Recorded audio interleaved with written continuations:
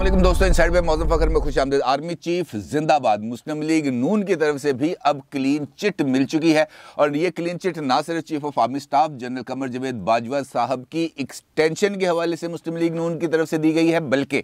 इसके साथ साथ कायदे हिज़्ब इख्तिलाफ सेनेट जनाब यूसुफ रज़ा गिलानी साहब को भी एक अहम तरीन मौके पर गैर हाज़िरी और ख़ुद उनके इस एतराफ़ के दिलावर खान ग्रुप को उन्होंने ही मनाकर सेनेट के इजलास में भेजा था, जहां पर हुकूमत की तरफ से जो स्टेट बैंक ऑफ पाकिस्तान है उसकी खुद मुख्तारी के बिल को मंजूर कराया गया। यानी यूसुफ रज़ा गिलानी साहब को भी मुस्लिम लीग नून की तरफ से क्लीन चिट मिल गई है। और इस सारी सूरत हाल में सवाल ये पैदा होता है जनाब कि मुस्लिम लीग नून आखिर चाहती क्या है और ये क्या मामला है जिसकी वजह से मुस्लिम लीग नून की तरफ से ये एकदम से इस हद तक झुकाव आ गया है chief of army staff general Qamar Javed Bajwa sahab के लिए भी और पाकिस्तान पीपल्स पार्टी के लिए भी, जहां पर खुद पीपल्स पार्टी के अंदर से इस हवाले से आवाज़ें उठ रही हैं कि सेनेट के अंदर जिन 6 अरकान को की हमायत लेकर यूसुफ रज़ा गिलानी साहब को जो कायदे हिज़्ब इख्तिलाफ सेनेट बनाया गया था उनके लिए अब कोई हतमी फैसला किया जाए। ये एक ऐसी सूरत हाल डेवलप हो गई है जिसके नतीजे में एक ऐसा सिनेरियो डेवलप हुआ है जिसके ऊपर बात करने की अशद ज़रूरत है। और आज हम इसी टॉपिक पर बात करेंगे कि क्या वजह है कि मुस्लिम लीग नून की तरफ से क्लीन चिट दी गई है इमरान खान साहब को कि वो अगर चाहें तो वो chief of army staff general Qamar Javed Bajwa sahab की एक्सटेंशन मंजूर कर सकते हैं और मुस्लिम लीग नून इस बात पर किसी भी किस्म की ना राय देगी और ना ही मुखालफत करेगी, जबकि पीपल्स पार्टी को भी क्लीन चिट मिल गई है। ये इतराफ़ आता है सामने। पहले बात करेंगे मुस्लिम लीग नून की तरफ से और फिर पीपल्स पार्टी में उठने वाली मुखालफाना आवाज़ों के ऊपर और उसके बाद फिर जायज़ा लेंगे कि असल में ये खिचड़ी पक क्या रही है और इसके पीछे कौन सी ऐसी फ़ोन कॉल है जिसने मुस्लिम लीग नून के ये सारे के सारे एकदम जो बयानिया है उस बयानिए को बिल्कुल साइड पे रख दिया है और अब पावर पॉलिटिक्स के लिए मुस्लिम लीग नून बहुत ज़्यादा हिजान खीजी का मुजाहरा करी है। पाकिस्तान मुस्लिम लीग नून पंजाब के सदर राना सनाउल्लाह साहब की तरफ से ये बात सामने आई है। उन्होंने एक इंटरव्यू दिया है और इस इंटरव्यू में उनका ये कहना था कि chief of army staff general Qamar Javed Bajwa sahab की तोसी का फैसला वज़ीर आज़म इमरान खान करेंगे और इस बात का हतमी ऐलान प्राइम मिनिस्टर ऑफिस की तरफ से किया जाएगा और मुस्लिम लीग नून इस मामले पर ना कोई राय का इजहार करेगी और ना ही एक्सटेंशन की किसी किस्म की मुदाखलत करेगी। क्योंकि इससे पहले अगर हम देखें तो मुस्लिम लीग नून की तरफ से जब पीडीएम के प्लेटफॉर्म के ऊपर से जलसे जुलूस किए जा रहे थे और हुकूमत मुखालिफ मुहिम को बहुत तेज़ी से आगे बढ़ाया जा रहा था, तो उस वक्त पीडीएम के स्टेज के ऊपर से मुस्लिम लीग नून के रहनुमाओं की तरफ से ख़ासतौर पर नवाज शरीफ साहब और मरीम नवाज साहिबा इन दोनों की तरफ से जिस हवाले से तनकीद की जाती थी वो सियासत में इस्टेब्लिशमेंट की मुदाखलत के हवाले से तनकीद की जाती थी और 2 शख्सियात का नाम इस मामले में बहुत शद्दोमत के साथ लिया जाता था। एक chief of army staff general Qamar Javed Bajwa sahab का और एक उस वक्त के DGISI lieutenant general Faiz Hamid sahab का जो इस वक्त कोर कमांडर पेशावर है। फिर उसके बाद कुछ ऐसी पेशरफ्त होती है कि मुस्लिम लीग नून अब आहिस्ता आहिस्ता आहिस्ता वो जो तनकीद कर रही थी उस तनकीद से थोड़ा थोड़ा पीछे हटना शुरू हो जाती है और अब वो मौका आ गया जहां पर वो मुकम्मल तौर पर इस्टेब्लिशमेंट के हवाले से टाइट लिप्ट हो चुके हैं और किसी किस्म की कोई बात नहीं की जाती। और बरमला इस बात का भी एतराफ़ किया जाता है कि हमारे अब इस्टेब्लिशमेंट के साथ ना सिर्फ रवाबत बेहतर हो रहे हैं बल्कि अब इस डायलॉग के नतीजे में जो इस्टेब्लिशमेंट और मुस्लिम लीग नून की लीडरशिप के दरमियान हो रहा है, मुस्लिम लीग नून को इस बात का यकीन है कि हमारे लिए कुछ ना कुछ ऐसे दरवाजे खुलेंगे जिसके ज़रिए हम पाकिस्तान के पॉलिटिकल सिनेरियो में अपने लिए पॉलिटिकल स्पेस के अंदर बहुत हद तक इजाफा कर पाएंगे और उस इजाफे का अल्टीमेटली जो नुकसान होगा वो पाकिस्तान तहरीक इंसाफ यानी इमरान खान साहब की जमात को होगा। अब यहाँ पर एक मामला तो ये आ गया आर्मी चीफ साहब के हवाले से। दूसरा, शाहिद खाकान अब्बासी साहब ने इस हवाले से भी एतराफ़ किया कि वो जो लीडर्स जिनके हवाले से पीटीआई के रैंक्स एंड फाइल से और पीपल्स पाकिस्तान तहरीक इंसाफ के अहम तरीन जो वज़रा हैं उनकी तरफ से इंकशाफ किया गया था कि मुस्लिम लीग नून के 4 सीनियर लीडर्स की तरफ से इस्टेब्लिशमेंट के साथ ना सिर्फ रब्ता किया गया है बल्कि उनको अपनी खिदमात भी पेश की गई हैं। शाहिद खाकान अब्बासी ये जो हैं राना सनाउल्लाह साहब इनकी तरफ से निजी टीवी को के साथ गुफ्तगू करते हुए इस बात का भी इंकशाफ किया गया कि मुस्लिम लीग नून की तरफ से जो जेन्युइनली प्राइम मिनिस्टरशिप के जो उम्मीदवार हैं वो पहले नंबर पर हैं नवाज शरीफ साहब और दूसरे नंबर पर हैं शहबाज शरीफ साहब। और उनका ये कहना था कि अगर मुस्लिम लीग नून इक़्तिदार हासिल करती है तो ये ही दोनों लीडर्स में से कोई एक बंदा प्राइम मिनिस्टर के ओहदे के लिए उम्मीदवार भी होगा और पार्टी उसी के लिए अपनी सपोर्ट एक्सटेंड करेगी। लेकिन इसके साथ साथ उन्होंने दर पर्दा या बिलवास्ता तौर पर इस बात का भी एतराफ़ कर लिया कि ये जो 4 लीडर्स मिले उनके हवाले से उनका ये कहना था कि मुस्लिम लीग नून के बाकी लीडर्स को डॉक्टरों ने वजारत उज़्मा पर फायज होने से परहेज़ नहीं लिखा, वो भी वजारत उज़्मा पर फायज हो सकते हैं और उनके लिए किसी किस्म की मनाही नहीं है, वो अपनी कोशिशें कर सकते हैं। लिहाजा ये जो इतराफ़ है ये इतराफ़ भी बड़ा मानी खेज है और इसके अंदर ही वो पूरी की पूरी कहानी पोशीदा है कि जो एक्सटेंशन का मामला है मुस्लिम लीग नून की तरफ से वहाँ पे खामोशी और राय से इज्तनाब की पॉलिसी दर हकीकत वजारत उज़्मा के हसूल की ही एक कोशिश है और वो उसके लिए सरगर्म है। इसके साथ साथ जब उनसे पूछा गया पंजाब में तब्दीली के हवाले से तो उनका ये कहना था कि हुकूमत का एक इत्तेहादी हर कीमत पर इस मामले के लिए अपनी सपोर्ट देने के लिए तैयार है और ख़ुद हुकूमत के इत्तेहादी चाहते हैं कि पंजाब के अंदर तब्दीली आए और उस तब्दीली के नतीजे में स्पीकर पंजाब असम्बली चौधरी परवेज़ इलाही साहब को चीफ मिनिस्टर पंजाब बनाया जाए और ख़ुद चौधरी परवेज़ इलाही साहब भी वज़ीर आला बनना चाहते हैं। लेकिन यहाँ पर उनका यह कहना था कि मुस्लिम लीग नून को ये ज़ेब नहीं देता कि वो ऐसी तब्दीली की सूरत में चौधरी परवेज़ इलाही साहब की हमायत करे और उनको वज़ीर आला बनाए। अब यहाँ पर आके वही एक कॉन्ट्राडिक्शन हमारे सामने आ जाती है कि एक वक्त वो था जब इस्टेब्लिशमेंट के साथ बात करना तो दूर की बात है, उनकी तरफ देखना या उनके लिए किसी किस्म की अच्छी बात करना भी मुस्लिम लीग नून अपने लिए हराम समझती थी। लेकिन अब उनके लिए एक नरम गोशा पैदा हो चुका है। लेकिन अगर नरम गोशा पैदा नहीं हुआ तो वो चौधरी परवेज़ इलाही साहब के लिए नहीं पैदा हुआ और यही वो तज़ाद है जो इस वक्त इनफैक्ट मुस्लिम लीग नून के हवाले से मुस्लिम लीग नून के चाहने वालों के लिए भी एक तज़ब्ज़ुब का बायस है। क्योंकि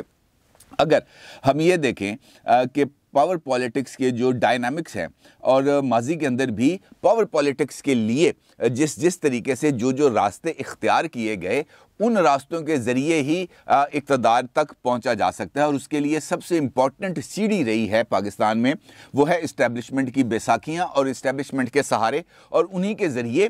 जो भी जमात इक़्तिदार में आई है वही ये सीढ़ियाँ चढ़ती हुई ऊपर आई है। अदरवाइज़ कोई दूसरी जमात जिसको इस्टेब्लिशमेंट पसंद नहीं करती थी उसका रास्ता रोकने के लिए कभी IJI बन जाती है और कभी एक ऐसा महाज बना दिया जाता है जिसके ज़रिए वो हुकूमत अपने कोई भी काम नहीं कर सकती या उसके लिए इस्टेब्लिशमेंट रुकावट बनती है या अदालतें रुकावट बनती हैं और हर एक ट्रांसफ़र पोस्टिंग तक के लेवल पर आकर भी रुकावटें क्रिएट की जाती हैं।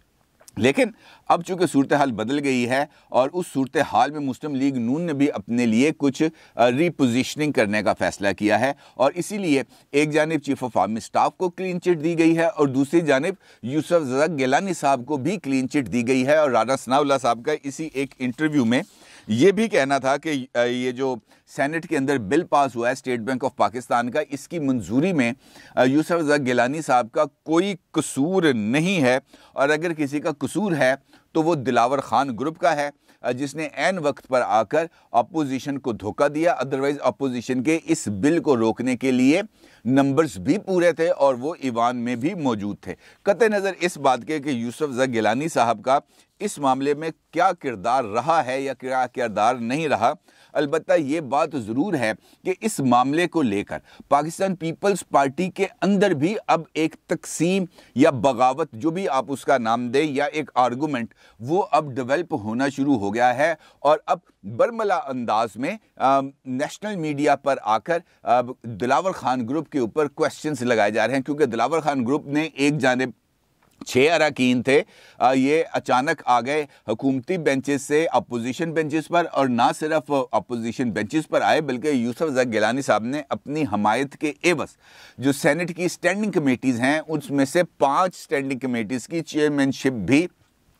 दिलावर खान ग्रुप को दे दी और अपोजिशन इससे महरूम रहेगी। अब अगर अपोजिशन के कोटे पर आकर दिलावर खान ग्रुप ने पार्लियामेंट्री कमेटीज़ की चेयरमैनशिप लेनी है तो फिर बेहतर यह है कि वो अपोजिशन को ही अकोमोडेट वहाँ पर किया जाता और दिलावर खान ग्रुप को कहा जाए कि भाई तुम जाओ जाके सरकारी कोटे से अपनी चेयरमैनशिप लो। ये मामला भी एक अब अपोजिशन के अंदर अब इस बारे में भी बहुत ज़्यादा अब डिबेट शुरू हो गई है। पीपल्स पार्टी के बहुत ही सीनियर लीडर्स हैं जो अब इस वक्त इस सूरत हाल में दिलावर खान ग्रुप और ख़ास तौर पर पीपल्स पार्टी की तरफ से उनकी मुसलसल हमायत पर सवाल उठा रहे हैं। साबिक चेयरमैन सेनेट और पाकिस्तान पीपल्स पार्टी के बहुत सीनियर और बहुत कदावर रहनुमा हैं रज़ा रब्बानी साहब। रज़ा रब्बानी साहब ने खुलकर इस मामले पर इजहार ख्याल किया है और उनका ये कहना है कि इस एक्ट के लिए पाकिस्तान की तारीख और आने वाली नस्लें हमें किसी सूरत माफ़ नहीं करेंगी। और उनका ये भी कहना था कि अपोजिशन के बेंचेस पर बैठकर दिलावर खान ग्रुप ने हमेशा हुकूमत को सपोर्ट भी दिया है और ये मजाक अब बहुत बढ़ गया है और ये मजाक अब आगे नहीं बढ़ पाएगा। इस मजाक का रास्ता रोकना पड़ेगा क्योंकि अगर हम देखें तो सिर्फ 3 माह के अरसे में 2 मौके ऐसे आए हैं जहां पर दिलावर खान ग्रुप की तरफ से अपोजिशन में बैठने के बावजूद अपोजिशन का उन्होंने साथ नहीं दिया। अब अगर देखा जाए तो दिलावर खान ग्रुप की एक इंडिपेंडेंट हैसियत है। दिलावर खान साहब खुद तो ताल्लुक़ रखते हैं मुस्लिम लीग नून के टिकट पर वो इलेक्शन जीते थे, जबकि बाकी अरकान उनमें से कुछ आज़ाद भी हैं, कुछ BAP के अरकान हैं। तो इनके ऊपर किसी किस्म की जमाती पाबंदी नहीं लग सकती। ये अपोजिशन के साथ मिल गए हैं और किन टर्म्स एंड कंडीशंस पर मिले हैं इसके ऊपर भी अभी तक किसी को कुछ ज़्यादा अंदाज़ा नहीं है। और ये भी जो रिसेंट वाक़या हुआ है सेनेट ऑफ पाकिस्तान में स्टेट बैंक ऑफ पाकिस्तान का बिल मंजूर करने का, इससे पहले 19 नवंबर को भी सेनेट के अंदर 4 बिल्स पेश किए गए थे जहां पर अपोजिशन को भी इसी तरह नाकामी का सामना करना पड़ा था और ऐन वक्त पर दिलावर खान ग्रुप ने हुकूमत की हमायत में वोट भी दिया था और उसको सपोर्ट भी की थी। और उसके जवाब में जब उनसे पूछा गया कि जनाब आपने ऐसा क्यों किया, तो उनका ये कहना था कि जनाब हम अपोजिशन का हिस्सा हैं, लेकिन ये बात तो नहीं है कि हम अपोजिशन के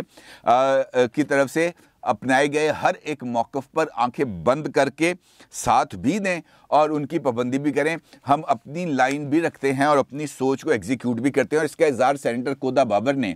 एक टेलीविज़न इंटरव्यू में भी दिया और ये रिसेंटली जो स्टेट बैंक वाला बिल था इसके तनाजुर में, तो उनका ये कहना था कोदा बाबर का कि हमसे हुकूमती जो लीडर ऑफ द हाउस हैं शहजाद वसीम साहब, उनकी तरफ से रब्ता किया गया था और उनकी तरफ से हमें इस बिल के ऊपर बहुत हद तक ब्रीफिंग दी गई थी और उसमें यह कहा गया था कि अगर हमने ये बिल पास न किया तो पाकिस्तान को इसके खासे नुकसानात उठाना पड़ सकते हैं। लिहाजा हमने वसी तर कौमी मफाद में इस बिल को सपोर्ट किया ताकि पाकिस्तान माशी जो बहरान है उससे बाहर निकल सके। अब एक जानिब रज़ा रब्बानी साहब हैं जो बरमला इस बात का इज़हार कर रहे हैं, दूसरी जानिब पीपल्स पार्टी के एक और सेनेटर हैं मुस्तफ़ा नवाज़ खोखर साहब, वो भी बरमला पहले दिन से जिस दिन यूसुफ ज़ा गिलानी साहब ने ये जो अरकान हैं दिलावर खान ग्रुप से इनकी सपोर्ट ली थी, वो उसी दिन से इस ग्रुप की और इसकी सपोर्ट लेने की मुसलसल मुखालफत कर रहे हैं और अब उनका मौक़िफ़ भी दुरुस्त साबित हुआ है। अगरचे इस मुखालफत के नतीजे में उनको अपनी जो बिलावल साहब का जो तर्जमान की हैसियत से वो काम कर रहे थे उससे भी उनको हाथ धोना पड़ा और वो इस वक्त पार्टी के अंदर एक कुछ नापसंदीदा शख्सियत के तौर पर सामने आए हैं। और उनके साथ साथ कुछ और ऐसे सेनेटर्स भी हैं जो बुनियादी तौर पर इसी मौक़िफ़ जो रज़ा रब्बानी साहब का है और मुस्तफ़ा नवाज़ खोखर साहब का है इसी मौक़िफ़ के हामी हैं, लेकिन किसी वजह से वो अभी खुलकर इस बात का इजहार नहीं कर रहे। अलबत्ता निजी महाफिल में ज़रूर वो इस बात पर तनकीद करते हुए नज़र आ रहे हैं कि यूसुफ ज़ा गिलानी साहब ने जो अपोजिशन लीडर बनने के लिए जिस ग्रुप की सपोर्ट ली है उस ग्रुप ने कभी भी अपोजिशन का साथ नहीं दिया और उसकी वजह से ना सिर्फ अपोजिशन इत्तेहाद यानी PDM टूटा बल्कि पीपल्स पार्टी के ऊपर जो डील का तासुर है वो भी बहुत हद तक आगे बढ़ गया। अब सवाल ये पैदा होता है जनाब कि इस सूरत हाल में कि हम एतराज़ तो करते हैं मुख्तलिफ़ जमातों के ऊपर कि जनाब उन्होंने डील कर ली, उन्होंने डायलॉग कर लिया, उन्होंने सियासत के अंदर अपने लिए रियायतें हासिल की, अपने मौक़िफ़ से पीछे हट गए, लेकिन हम ये भूल जाते हैं कि सियासत के अंदर अगर किसी जगह पर कोई इखलाकी इक़दार, कुछ मॉरल वैल्यूज़ भी मौजूद रहती हैं और उन मॉरल वैल्यूज़ को अब भी उसको फ़ैसला करते वक्त मद्देनज़र रखना चाहिए, क्योंकि अगर हम सियासत में से इखलाकियात को बिल्कुल बाहर निकाल देंगे तो फिर वही होगा जो इस वक्त हमारे साथ हो रहा है, और कोई भी आदमी फिर हमारी बात को पर गौर करने और हमारी बात पर यकीन करने के लिए तैयार नहीं होगा, और सियासत इनफैक्ट एक खेल में तब्दील हो जाएगी जिसको कोई भी संजीदा नहीं लेगा। अपनी राय का ज़रूर इजहार कीजिएगा। आपका बहुत शुक्रिया। अल्लाह हाफ़िज़।